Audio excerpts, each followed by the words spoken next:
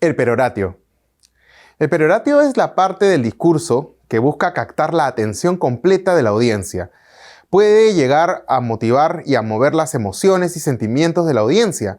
Podría ganarse la simpatía de la audiencia y la simpatía del orador, o quizás su antipatía.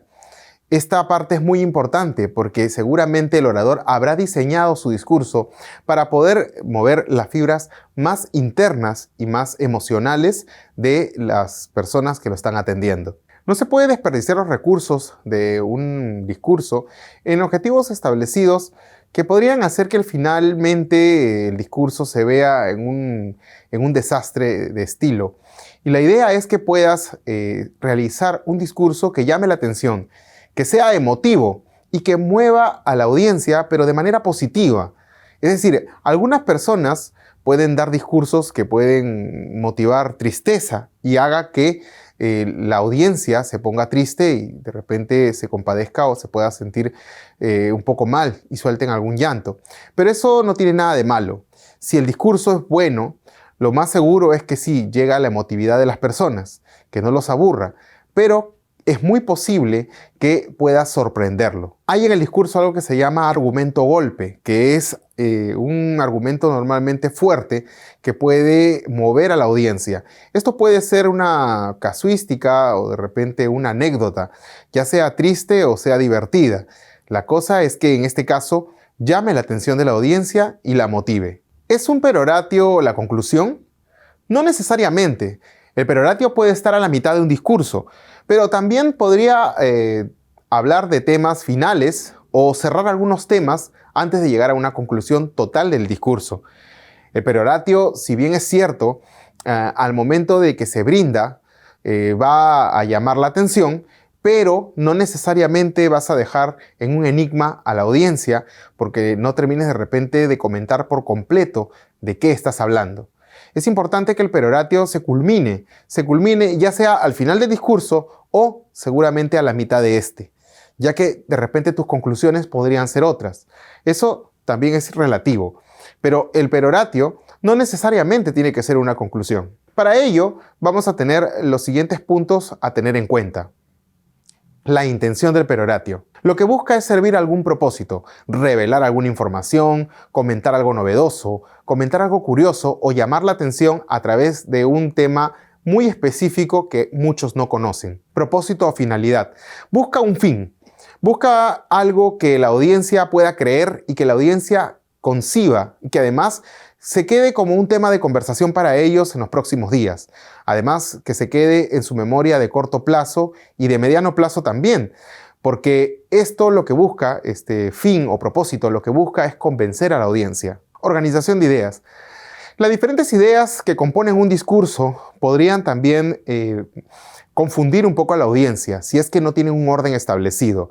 Es importante que a la hora de planificar el discurso se ordenen bien las ideas, se organicen una detalladamente y luego la otra. Es decir, en el exordio inicias hablando de cada punto y puedes irlo resolviendo hasta llegar al peroratio y después a la conclusión. O es importante que podrías de repente hablar del punto, luego desarrollarlo y así sucesivamente hasta llegar al peroratio y a la conclusión del discurso. Uso de los tipos de discurso.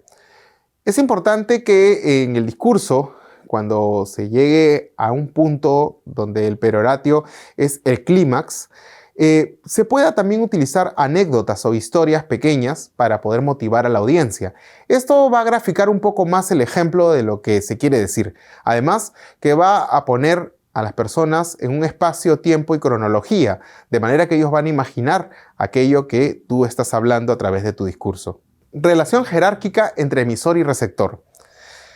Aquí hay una diferencia simétrica muy grande. Mientras el emisor está empoderado porque es el que brinda el discurso, el receptor puede tomar información de otros datos, otros discursos brindados anteriormente. De manera que es importante que el emisor sea claro con los temas que va a exponer, para que el receptor no entre en confusiones y que finalmente no retenga alguna información o pueda retener alguna información y tenga pleno entendimiento de lo que está diciendo el orador en su discurso. Usar correctamente el saber. Este punto es muy importante ¿Por qué? Porque es importante conocer lo que se está diciendo, saber de lo que se habla y además, si se tienen referencias, si se tiene algún científico que apoye la idea del discurso que estás brindando, es importante citarlo. Así que una referencia bibliográfica o de repente algún conocimiento extra se puede citar a través de los apoyos como son los temas audiovisuales o las diapositivas. Clasificar la perspectiva del emisor. Ese punto es importante. Ya hemos hablado anteriormente de planificar. Aquí es clasificar, es decir, ir de menos a más para no confundir a la audiencia, de lo más simple a lo más complicado. Que lo más simple nos pueda tomar menos tiempo y lo más complicado nos dé un poco más de tiempo para explicarlo con detenimiento. La perspectiva puede ser objetiva.